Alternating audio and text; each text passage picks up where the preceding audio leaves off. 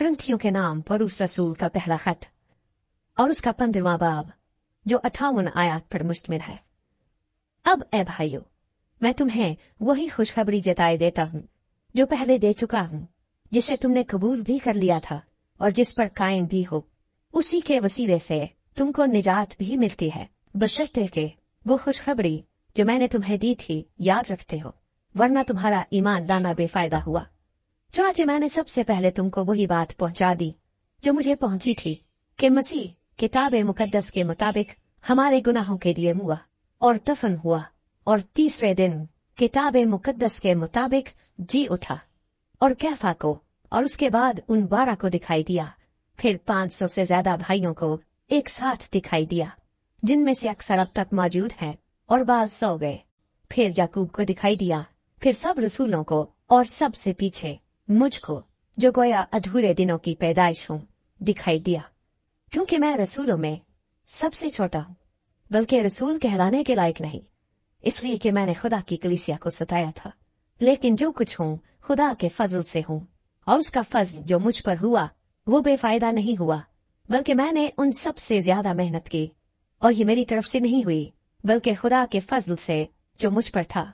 बस खा मैं हूँ खा वो हूँ, हम यही मुनादी करते हैं और इसी पर तुम ईमान भी लाए।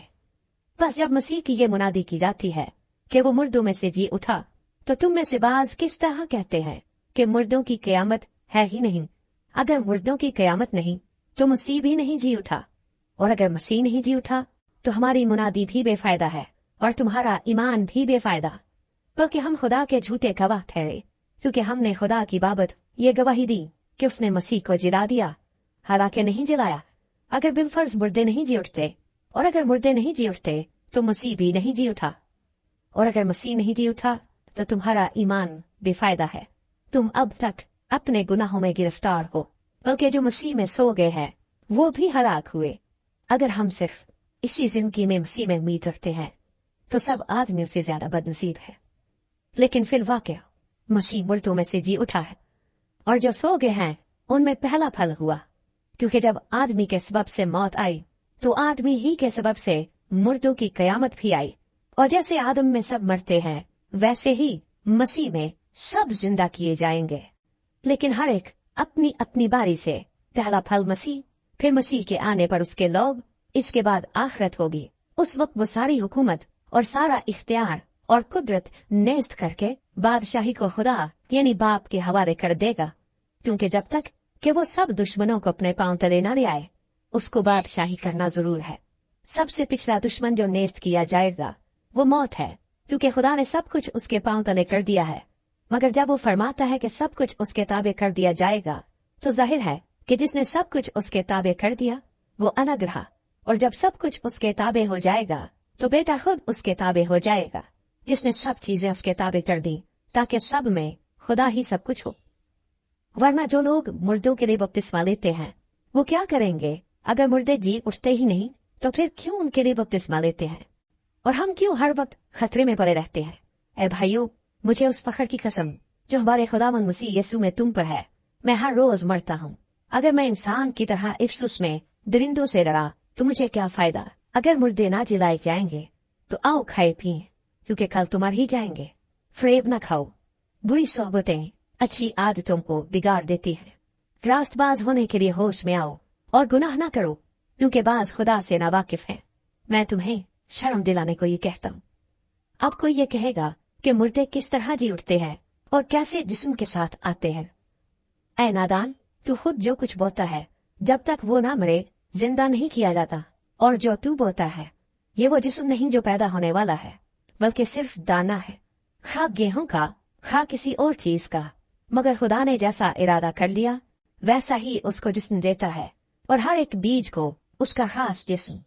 सब गोश्त यकसा गोश्त नहीं, बल्कि आदमियों का गोश्त और है, चौपाइयों का गोश्त और, परिंदों का गोश्त और है, मछलियों का गोश्त और। आसमानी भी जिस्म है और जमीनी भी, मगर आसमानियों का जलाल और है, जमीनियों का और। आफताब का जलाल और है, महताब का जलाल और।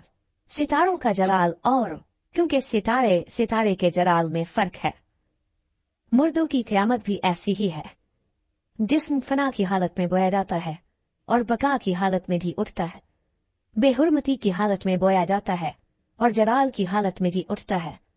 कमजोरी की हालत में बोया जाता है और कुव्वत की हालत में जी उठता है।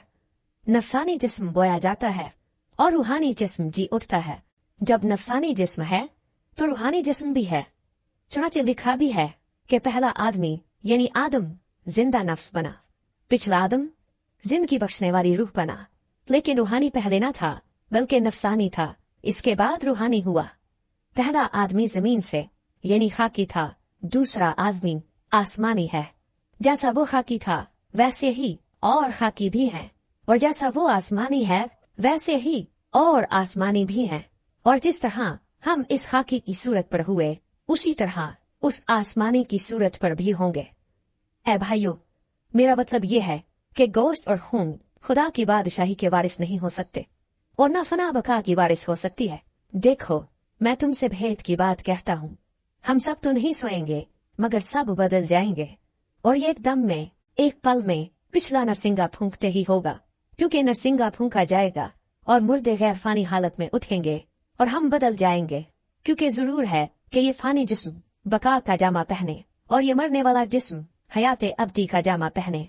और जब ये फानी जिस्म बका का जामा पहन चुकेगा और ये मरने वाला जिस्म हयात अब्दी का जामा पहन चुकेगा, तो वो कौल पूरा होगा जो लिखा है कि मौत फतह का लुकमा हो गई। ऐ मौत तेरी फतह कहाँ रही? ऐ मौत तेरा डंक कहाँ रहा? मौत का डंक गुनाह है और गुनाह का जोर शरीयत है, मगर खुदा का शुक्र है जो हमारे खुदावंद यीशु मसीह के वसीले से हमको फतह बख्शता है। बस ऐ मेरे अजीज भाइयों, साबित कदम और कायम रहो और खुदावंद के काम में हमेशा इफ़ज़ाइश करते रहो, क्योंकि जानते हो कि तुम्हारी मेहनत खुदावंद में बेफायदा नहीं है।